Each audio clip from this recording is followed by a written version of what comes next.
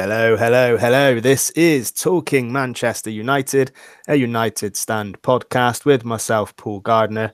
And joining me, as always, is Ash Burns. Ash, how are you, my friend? Yes, I'm not too bad, mate. Not too bad. Busy week. Had a decent day yesterday. It's going to be an interesting one, isn't it? How about yourself? Yeah, not too bad. Not too bad. Bit disappointed, obviously, with the result on the weekend, but we'll get into that shortly.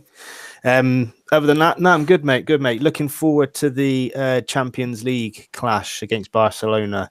Uh, even despite the recent performances, I don't know why, because this is very, very unlike me, but I'm feeling quite bullish about our chances Oh, against okay. Barcelona. I know. Okay. I don't know what it is, because normally I'm the complete opposite. Yeah. You know what I mean? But Yeah. I do believe that this little lull, if you want to call it that we're seeing at the moment, is exactly that, just a lull, and that will come out of that. And I think that the Barcelona game, I'm not saying we're going to go there and beat them. Well, it's at home first, isn't it? I'm not saying that they're going to come over and we're going to beat them 2-3-0, but I don't think we're going to get slaughtered. I think we'll get a decent enough result to see us through into the second leg, and I think that will be a turn in our fortunes. Wishful thinking, maybe. We'll see. But let's crack on then. Let's speak about Wolves. And like I said to you just before we went live, well, not live, but before we started recording, we'll keep it brief because it's almost a week ago now. People are over it. But give me your thoughts on the game. How offensive can I be? As offensive as you like. No, it would be too offensive. It was. I was going to say it was pretty shocking. It was, but I thought we started the game relatively well. A lot better than we did a couple of weeks back. Absolutely. Yeah, I agree. Yeah. I thought we did. I thought we had a few sort of half chances to begin with. I think Lukaku, big miss. I think that was at 0-0 with the header. Had a couple of misses, didn't he? Yeah, the header. And there was the shot he dragged just wide. That's it. Yeah, he had a header, which he stuck straight at the keeper. And then McTominay gets the goal. Some people say shockingly, but he started his career as an attacking midfielder, kind of that sort of role. So I wasn't too surprised. And he scored quite a few in the under-23s as well when he's played there. So, a great strike from him. I was really, really pleased for him. I thought he had a fairly decent game compared to some others around him. So I was pleased for him. And then, that goal goes in and you're thinking, right, we've got to build on this. And then it was Lingard missed an absolute sitter. He had about 3.5 weeks in the box. He could have chested it. He could have volleyed it. He just decides to head it straight at the keeper. And then it all sort of went downhill from there. To be honest, I thought we fell apart defensively yet again. And it's bizarre as well, isn't it? Because when Ollie first took charge, not only was our football more fluid, more attacking, scoring more goals, but our defense seemed to have been, our defense was shored up as well. Yeah, and it just seems to have all gone to pot.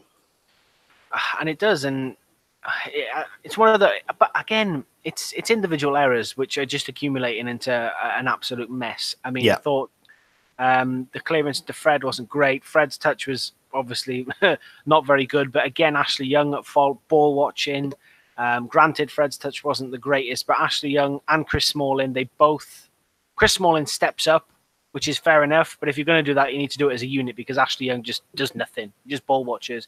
He doesn't step up to play their attack or to play Jota on offside. He doesn't go with the run to try and tackle him. He just does nothing. And it gives Jota all the time in the world, to be honest. Very, very poor. And I think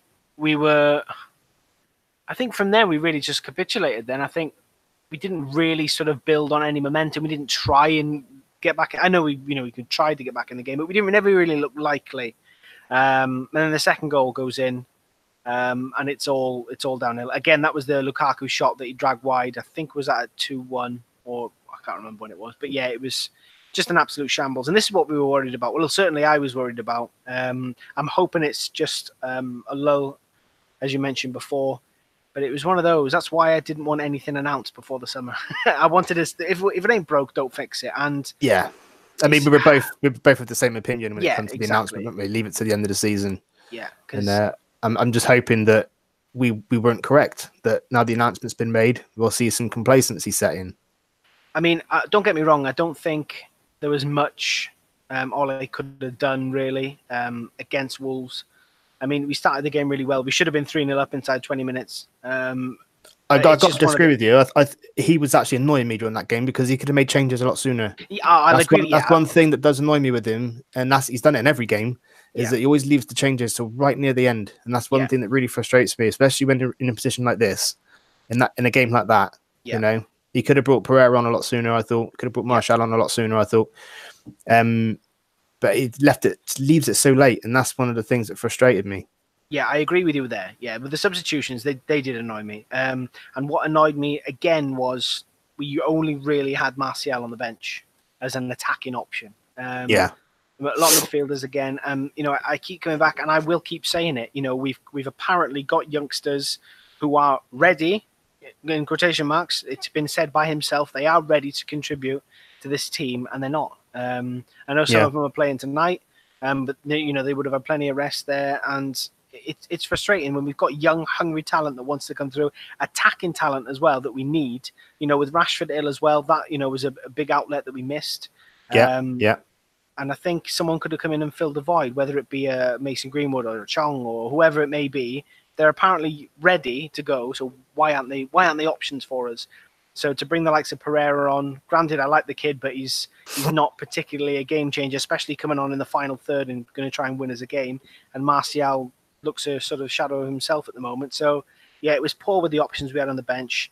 And yeah, the substitutions were ill-timed as well. It should have been a lot sooner. And then the game was summed up nicely by Ashley Young. Yeah, yeah. Well, I'm guessing there's no debates around the red card on your part, at least, anyway. Unless, or do you think it was? I mean, for me, that was a straight red. Yeah, Even if he wasn't booked before, it was a straight red. He's gone over the ball, studs up. That's a straight red. That's the rule of the game.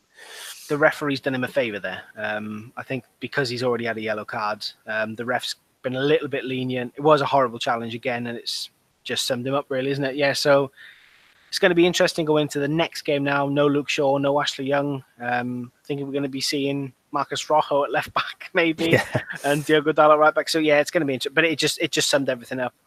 Our recent performances, and then as soon as he goes off, really, you know, we did have a few half chances after he went off, but to me we were too exposed then. We just give them the game, to be honest. Very, very poor. And what did you think of Luke Shaw and Diogo Dalot as wing backs? Because we did play three at the back with those two playing the part of wing backs. What did you make of their performances? Because I was disappointed, I'll be honest with you, in particular with Dalot. Yeah. There are many opportunities where he could have got forward and you know, push their line back. There was one particular instance which sticks out like a sore thumb, and I can bet my bottom dollar that Ashley Young would have been slated for this, when I think Ashley Young was absolutely in the right. When he played a ball forward into nothingness, just an empty space, and it looked like he'd wasted it. But what should have happened is that Diogo Dalot should have been making that run, and that's what Young was expecting, because that pass from Young was hit perfectly, perfect weight, perfect angle, straight in the channel. That's something that Diogo Dalot should have been running onto, but he was caught napping, and I found that quite a lot through the game. They just wasn't for wing backs. They weren't making those runs forward. No, you know, and that's something that frustrated me. But we see that a lot with our wing backs. I don't know if it's just because they're used to not making those sort of runs, because I don't know, previous managers. I don't believe that. I just don't think they quite have that experience or intelligence in them. We're seeing it from Shaw in flashes. We're seeing him make those decisions to get forward more and more as the weeks go on. So I'm pretty sure, you know, they've been instructed to do it. I just think it was with Diogo Dalot. I can't remember seeing him make a forward run, apart from maybe once or twice when he managed to get one or two crosses in. But other than that, I don't know. They didn't seem to be given the midfielders any options. Yeah, and that led then to the midfielders misplacing passes because they're just hitting and hoping. Yeah. I mean, we started off quite well. I mean, before the game was funny enough. I looked at the lineup, and the first thing I said was, what did I say? I think, Dalot whippage into Lukaku for some headers. I said something like that. And then one of the first things that we see is Dalot picking up the ball on the right-hand side and whipping an absolutely beautiful cross into Lukaku, which was the big chance that he missed. That was very the big chance, on. yeah. And we thought that was going to set the tone. But yeah, you're right. It just never we never built on it from then. We never really pushed forward enough. I don't know if it was a little bit of nerves or just, we were tactically inept. I don't know what it was. But yeah, it was very frustrating. I thought Shaw coming off his performance against Watford, where I thought he was fantastic.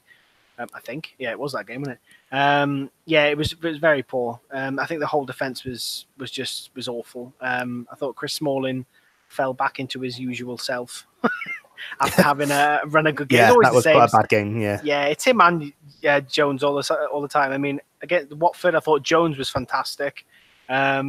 I think it was that game, and then it's the same with Smalling. He's had such a good run, played so well, and then he just turns into that. And I think that really sort of dictates how the football club is being run at the moment, rewarding players like that, new contracts. We need a leader at the back. We need to up our quality, and at the moment we're settling for mediocrity, which is a little bit frustrating. But yes, it's just one of those games. Wolves, credit to them again. They keep doing it to us.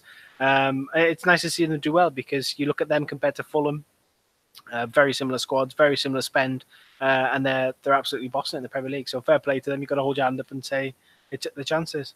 and just going back to what he said about rewarding these players that aren't that great with new contracts.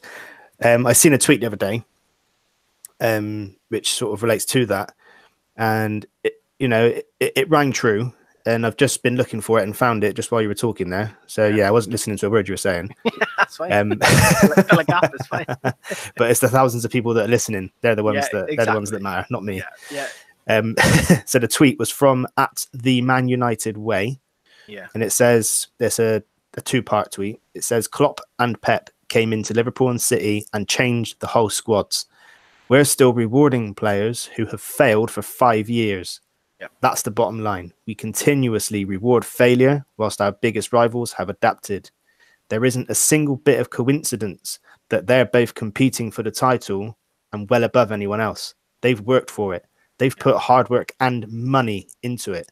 Maybe Liverpool winning the league would actually wake us up from this rot. Yeah.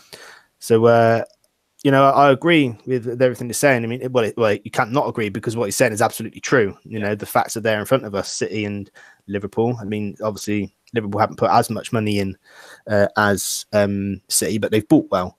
Yeah, they are. You can't name any of their signings really that have been big flops. You can't, can you?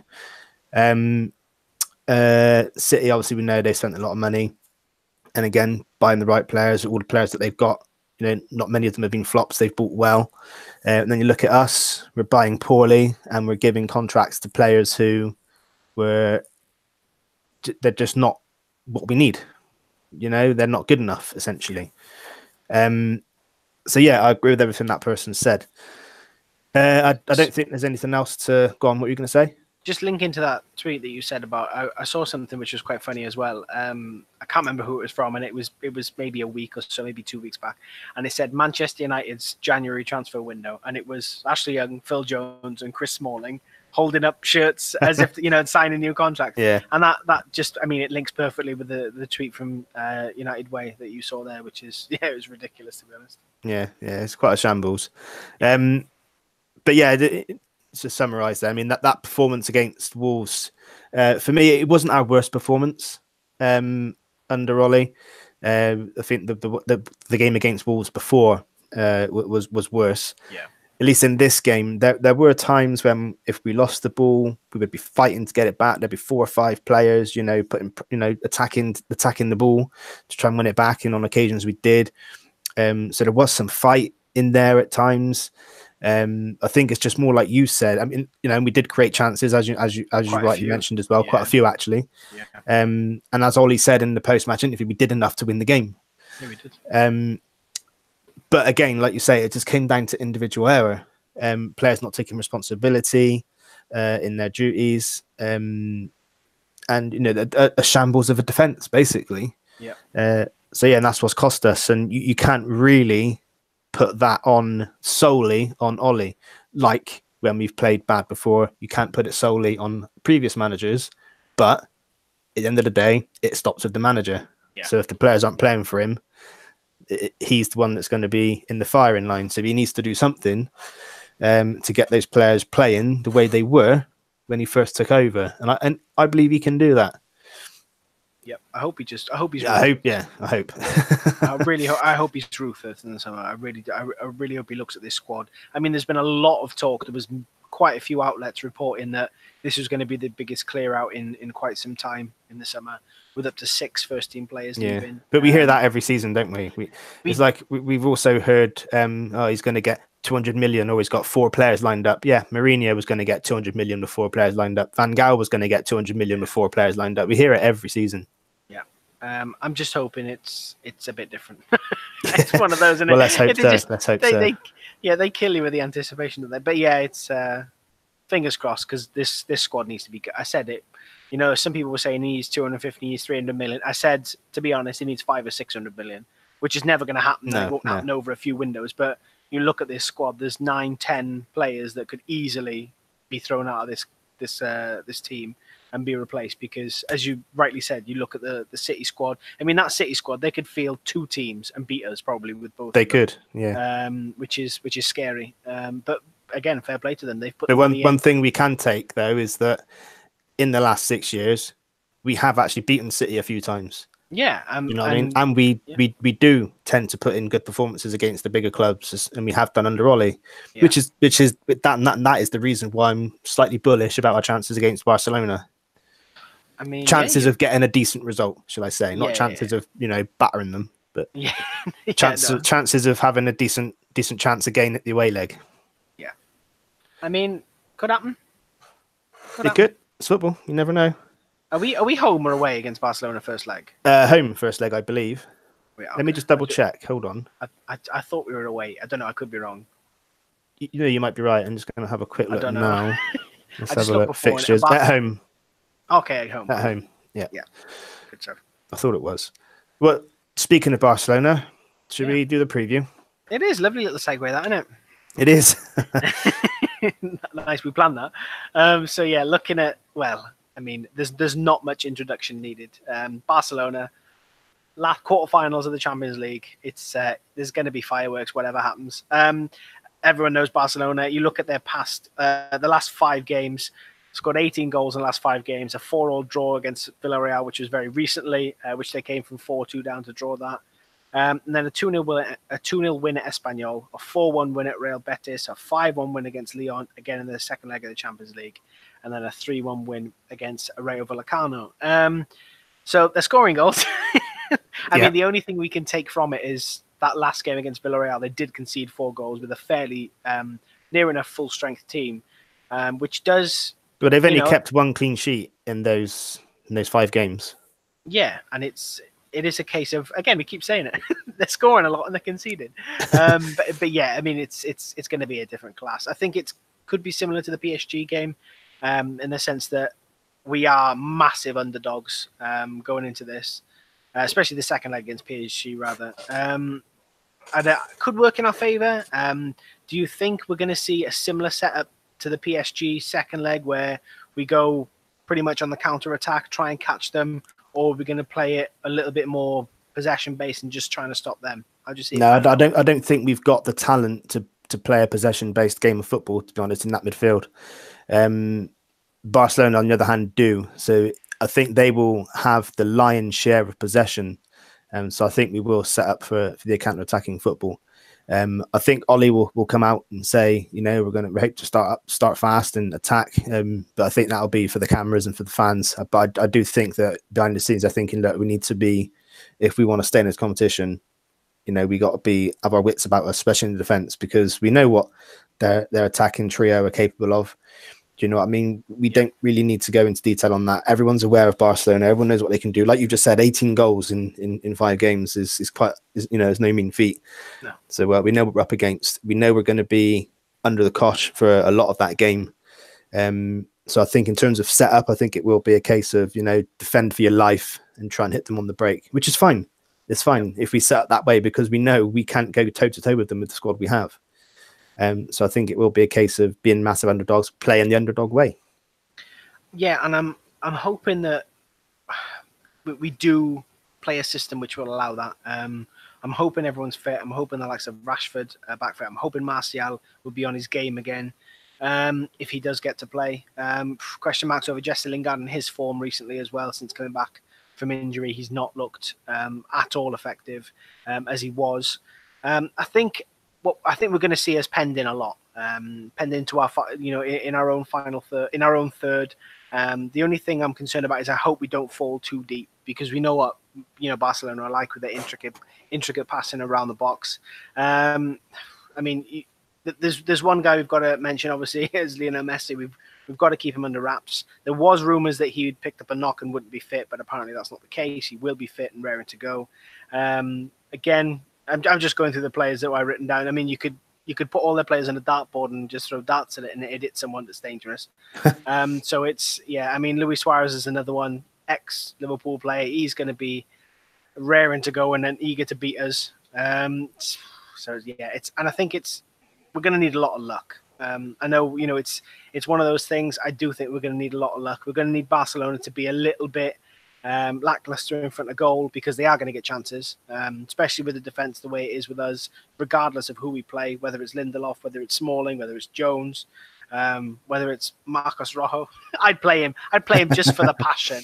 But yeah, it is going to be interesting. And I think the midfield is where we are going to get dominated, regardless of who we play, I think. Their midfield is so good at moving the ball and bypassing midfields. It's going to be interesting. It will be. That's for sure. Who have you got in your starting 11? Who do you want to see, or who do you think is going to play against Barcelona? Well, I think it's a tough one, isn't it? I'm assuming that we don't have many injuries. Obviously, I'm sure Rashford is going to be fit by that point. Obviously, Martial isn't injured. Lukaku's not injured. Lingard is obviously played, so he's not injured.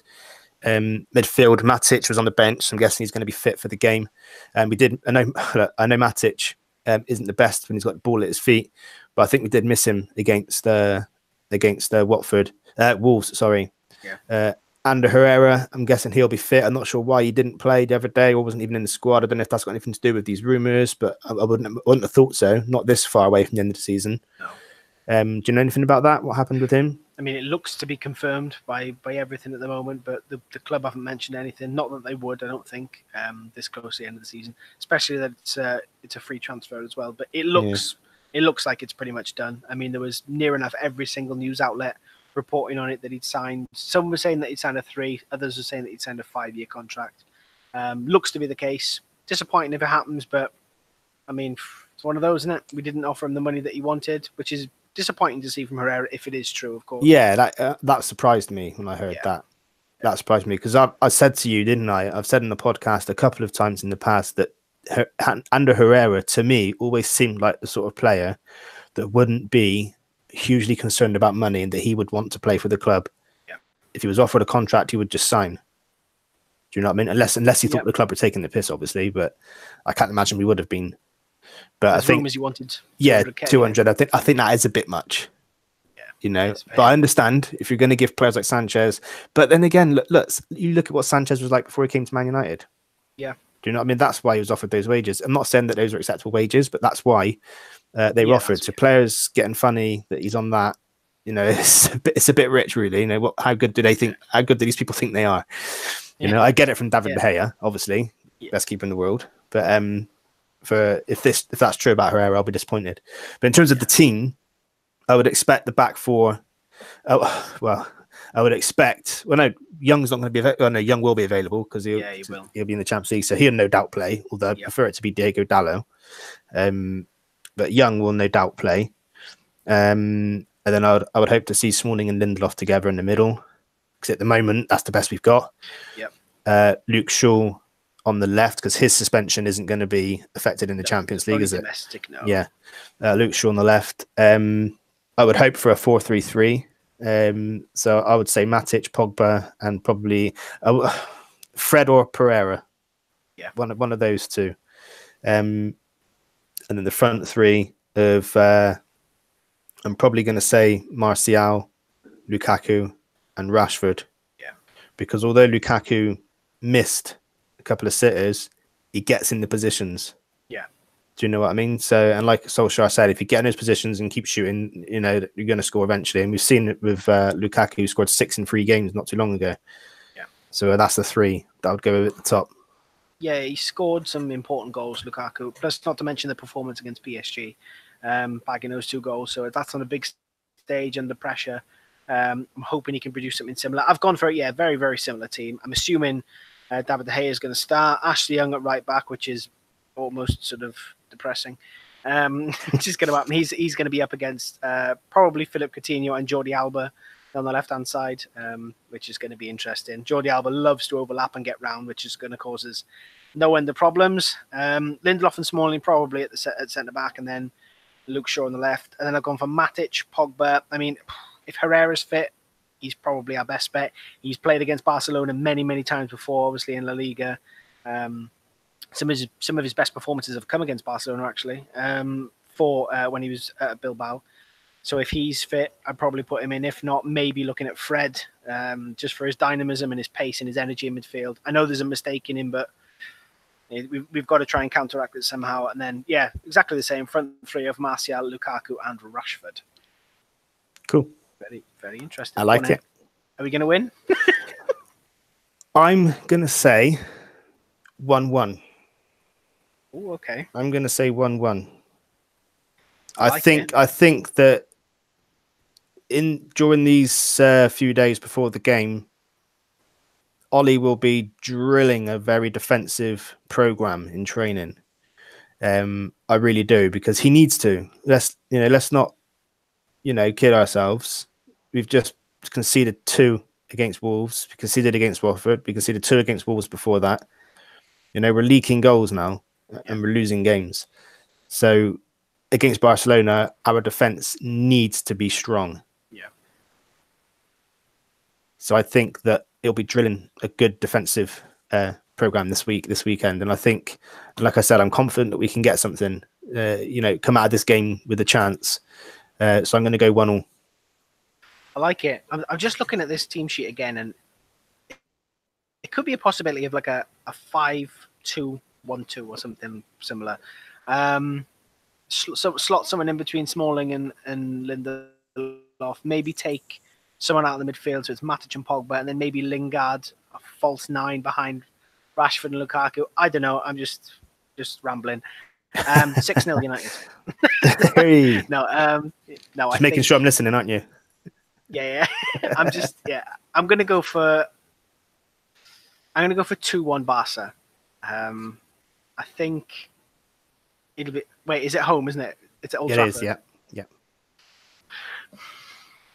I'm gonna go 1-1 then. I'm gonna stick with you. I'm gonna go 1-1. I like it. Yeah, I reckon it's good. Well, I think one of 2 things is gonna happen. It's either gonna be tight, and we're gonna get maybe a scrappy draw, or we're gonna get absolutely battered. And I hope it's not the latter. Yeah. But definitely going to be interesting. Okay, well, I like the fact that both of us are, semi-confident that we can get something from the game, especially after recent performances. Just shows the confidence that we have in the manager, really, doesn't it? If anything, you got to believe. You got to believe. You got to believe. You got to have belief. Yeah. Well, I think that wraps up the preview then. Everyone knows about Barcelona. We don't need to go into too much detail. We don't need to talk about players. We all know who Lionel Messi is. We all know who Suarez is. Yeah, Jermaine Dembele, PK, Rakitic. Christ, that's the one. Alba, Busquets, Coutinho, yeah, Vidal. Do you know what I mean? They're just packed full of talent there. But yeah, so I don't know if you want to take it over to Twitter then. We can indeed. So yeah, as usual, the Twitter now for your discussion points. Top of the shop then, Mr. Southwick, Andrew. He says, has the recent string of bad results made you nervous about the hiring of Ole, or is it just confirmed what we all knew already, that we need a squad overhaul? Well, one thing I will say is that I love the fact Ole got the job. I was rooting for him, but I've never been 100% convinced that he's going to be the guy to take us back to the top. I don't think he can't do it. But I think that the reason I was thinking that is purely because he's not managed at this level before. Yeah. I mean, he's won trophies at Mould. He's won the league at Mould. But he's not been at this level before. I mean, he's relatively young. And I just that's just played at my mind, thinking, this is a good chance that this isn't going to work out. But I want it to work. I wanted him to get the job because he got everybody believing again. He's the only manager since Fergie that's got us feeling like this. Yeah. And I wanted to hold on to that. Yeah. So I wanted him to get the job. The string of bad results hasn't made me feel nervous because every manager goes through this, even the best ones. I'm still confident he can put us through it. But absolutely, it has confirmed what we already know, that the squad needs a desperate overhaul, because we see so many times the lack of quality there is in that squad. So no, I'm not nervous. These results haven't made me more nervous about Ollie. There is a bit of nervousness inside of me about the whole thing in general anyway. There always has been.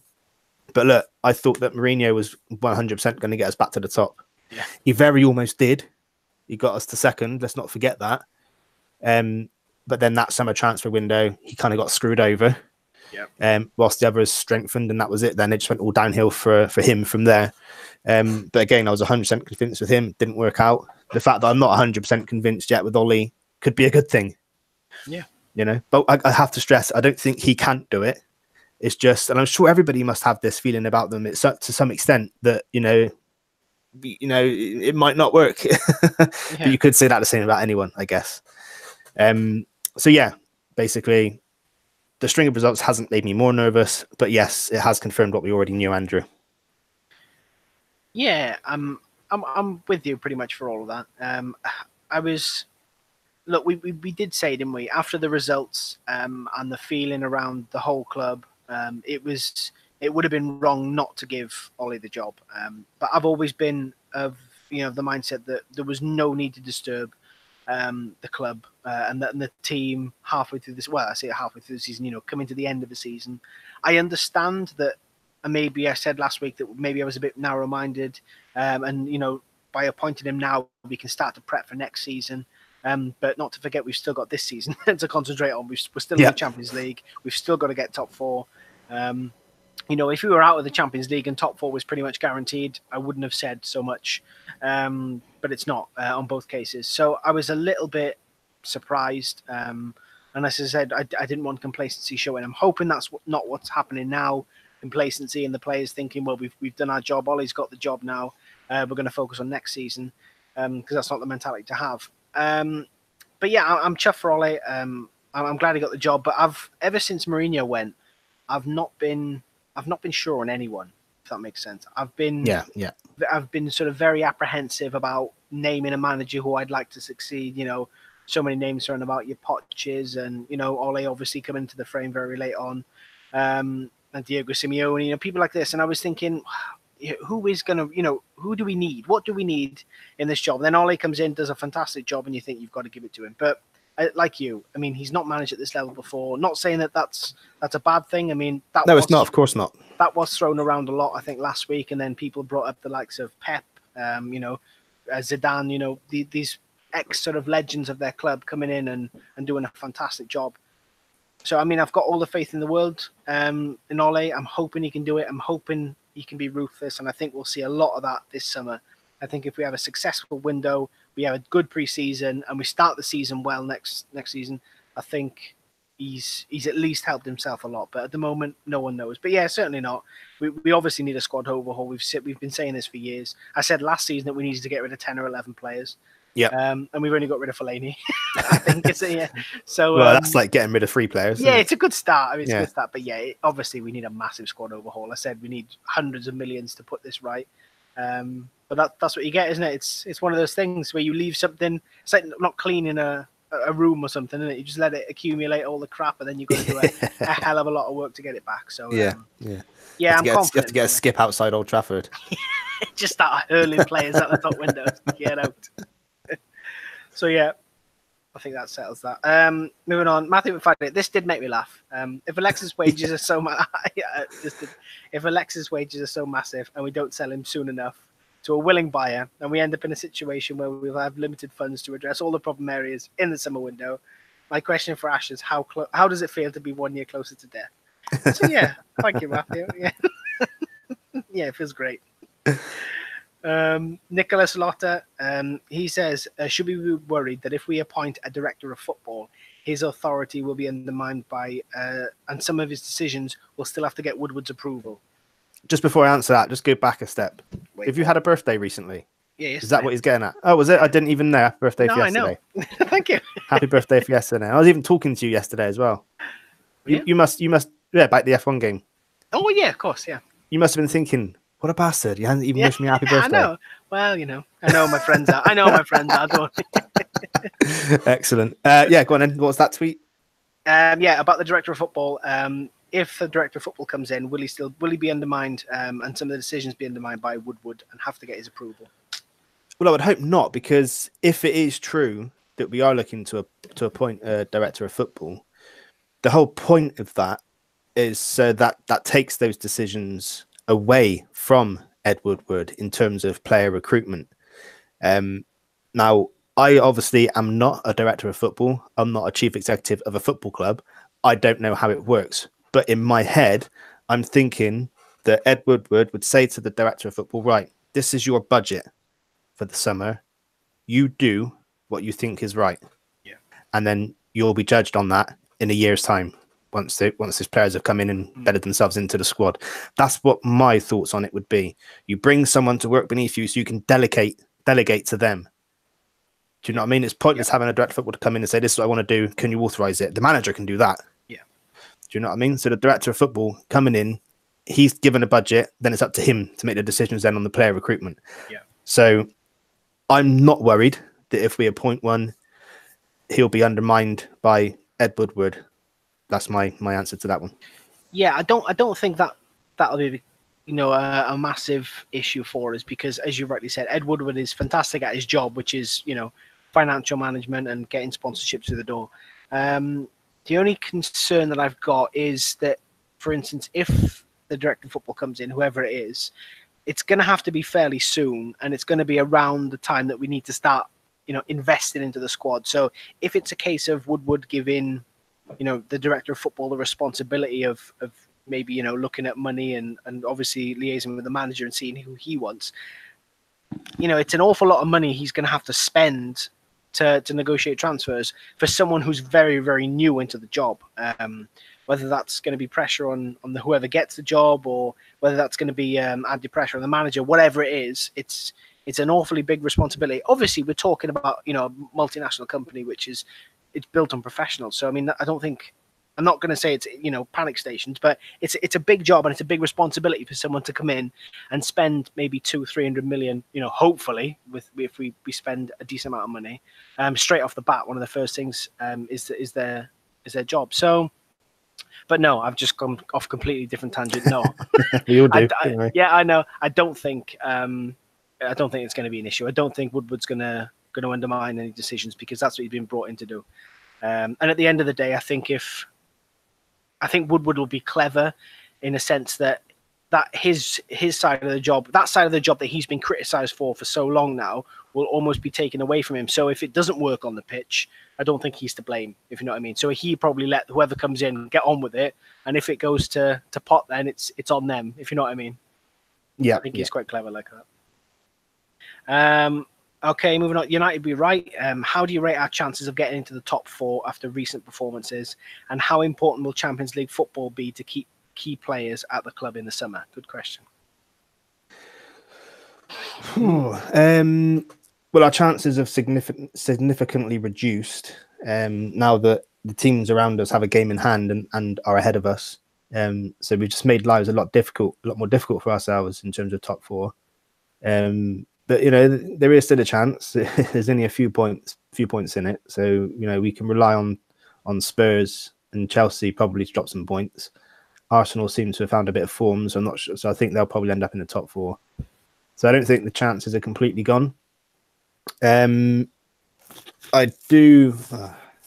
Well, I've heard a rumor. I don't know if it's true. About the Jadon Sancho transfer. Apparently, he said that he'll only be interested if we get in the Champions League. But again, like we said earlier about Ollie lining up players to leave and having X amount of money, we hear that kind of thing all the time, every season. So yeah. I never believe any of that anyway.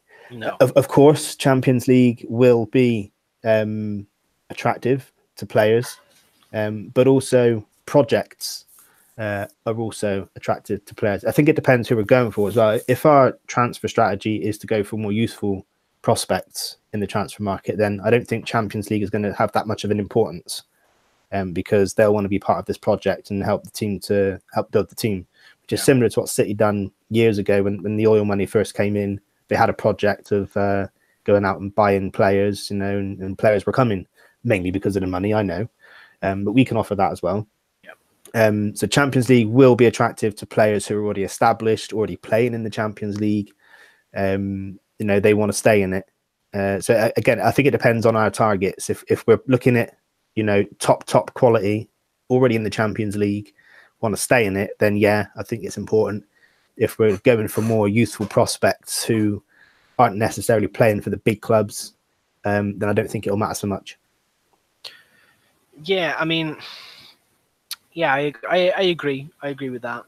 In terms of top four, I'm not confident, to be honest. I have been, but looking at our most recent performances, I'm not that confident. I know it's a horrible thing to say, and I'm usually really optimistic, but you look at the both run-ins that ourselves and Arsenal. Obviously, I'm using Arsenal as sort of a marker there to, who will probably be fighting for top four.